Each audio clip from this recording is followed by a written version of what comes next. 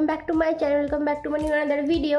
আজকে হলো আমার বরের অফিসের স্পেকট্রাম, তো সেটা হচ্ছে নিকো পার্কের ওয়ে টু ওয়াইল্ড সেকশানে। তো আর কি, আমি আর অর্পণ তাড়াতাড়ি রেডি হয়ে যাব এবার, কারণ আমাদের 2:30টার সময় ট্রেন আছে।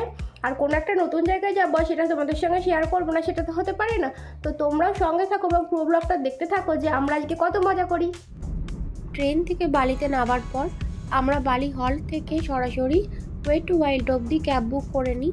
আর এটা হলো বালি ব্রিজ, যেখান থেকে দক্ষিণেশ্বরের কালী মন্দির সরাসরি দেখা যায়। আর আমাদের সঙ্গে মানকুণ্ড থেকে অর্পণের আরেকজন কলিগ গেছিলেন, যিনি হলেন স্বর্ণেন্দু দা।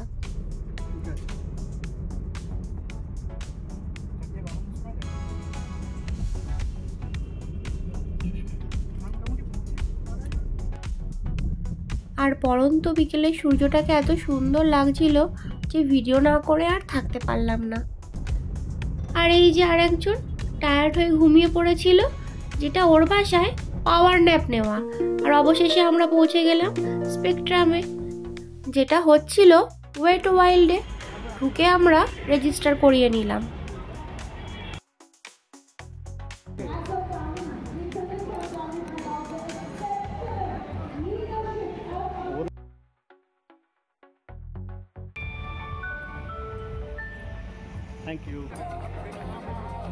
সেখানে তখন চলছিল অ্যাওয়ার্ড সেরেমনি।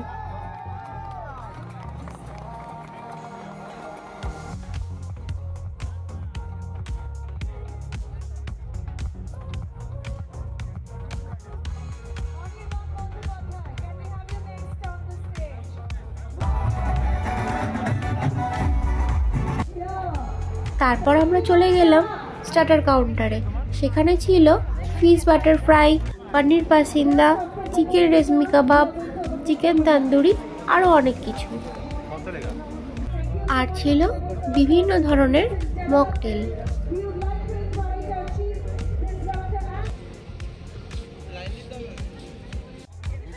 আর এরা হলো অর্পণের অফিস কলিগ। আসলে কার কলিগ বোঝাই যাচ্ছে না, কারণ ওরা সবাই এত ফ্রেন্ডলি, এত ভালো, আর আমাকে ওরা এত ভালোবাসা দিয়েছে যেটা ভাবার কথা নয়। সবাই মানে শিল্পা, মধুরিমার ফ্রেন্ড পূর্ণিমা, রিয়ার দিদি, শিল্পার হাজব্যান্ড, সবাই খুব ফ্রেন্ডলি ও খুব ভালো। তারপর আমি আর শিল্পা গেছিলাম চাট কাউন্টারে, যেখান থেকে আমরা ট্রাই করেছিলাম খাট্টা মিঠা পানিপুরি। আর এই সাইডটা ছিল ডিনার কাউন্টার, যেটা তখন অবধি ওপেন হয়নি, তারই প্রিপারেশন নেওয়া হচ্ছিল।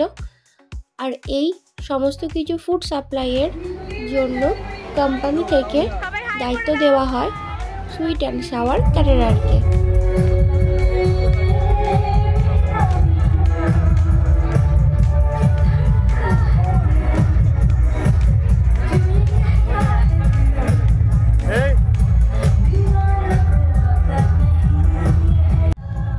তারপর শিল্পা নিয়ে এলো চাট কাউন্টার থেকে পাপড়ি চাট।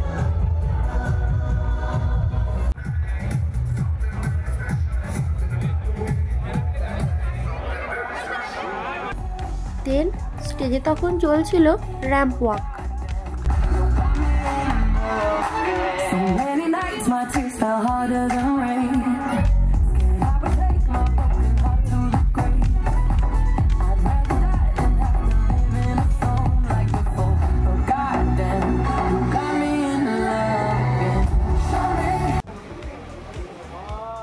তারপর আমরা পুল সাইডে গিয়ে কিছু ছবি তুলে নিলাম।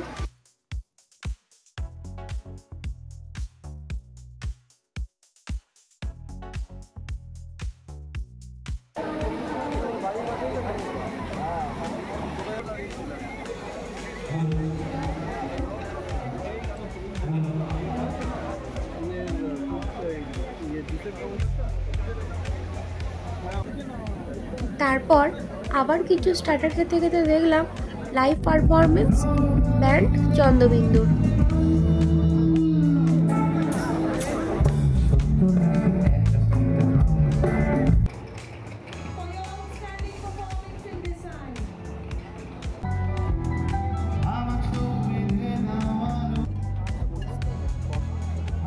তারপর চলে গেলাম সবাই মিলে ডিনার করতে।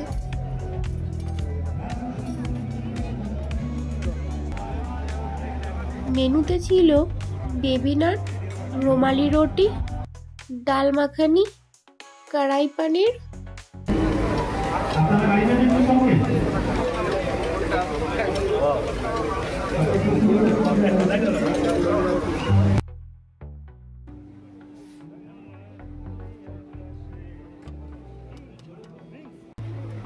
Steam rice, chicken lababdar, but আমি চিকেন খাইনি।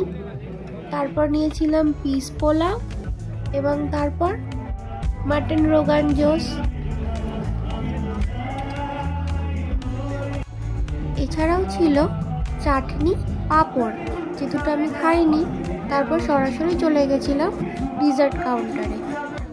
সেখান থেকে নিয়েছিলাম কেশরিয়া জিলেবি,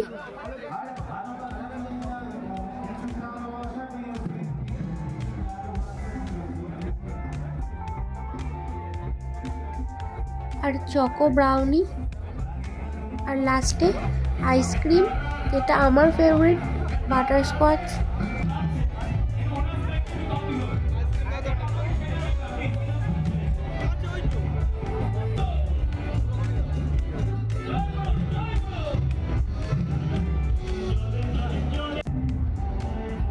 এইভাবে সবাইকে বাই করে ওখান থেকে আমরা বেরিয়েছিলাম ওই রাত 10টা নাগাদ। তারপর সরাসরি ওখান থেকে ক্যাব বুক করে চলে এসেছিলাম হাওড়া স্টেশনে, সুন্দর রাতের কলকাতা দেখতে দেখতে। কারণ হাওড়া থেকে আমাদের ট্রেন ছিল ওই 11টা 15 নাগাদ।